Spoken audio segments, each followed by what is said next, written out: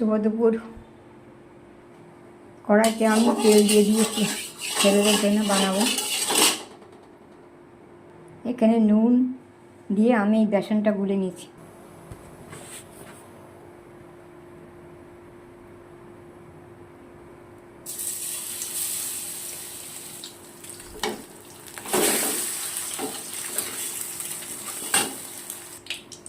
ভাজা হয়ে গেছে, এবার এর মধ্যে একটু জিরে দিয়ে দিলাম,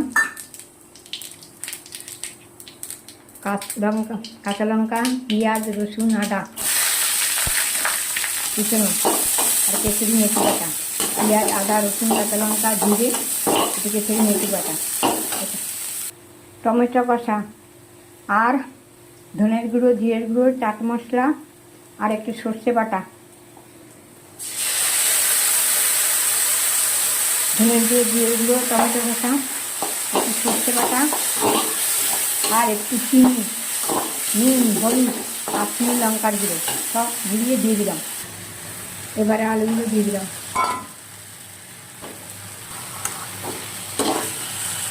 কষা হয়ে গেছে, একটু গরম জল দিয়ে দিলাম।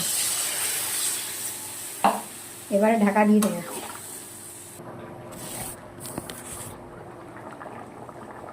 ভাজা মশলা, গরম মশলা দিয়ে দিলাম। এটা হয়ে গেছে, আমি নামিয়ে দেবো। এবারে ডিমগুলো দিয়ে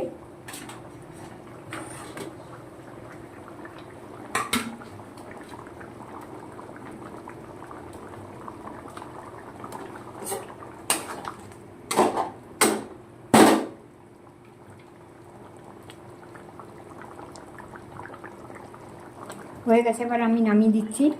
হয়ে গেছে আমার আজকে অন্যরকমভাবে ডিম রান্না করেছি, শর্টকাটে, তাও ভিডিওটা লম্বা হয়ে গেছে। আমি যেরকম পারি সেরকম তোমাদের দেখাবার চেষ্টা করি। ছেলেদের জন্য পূজা আচ্ছা করে আজকে ডিমের এই কালিয়াটা করেছি।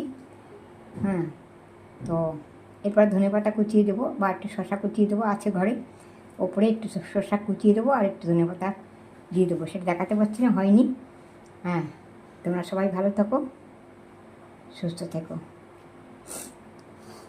শুভ দুপুর। আসছি, কেমন? আবার দেখা হবে, টাটা।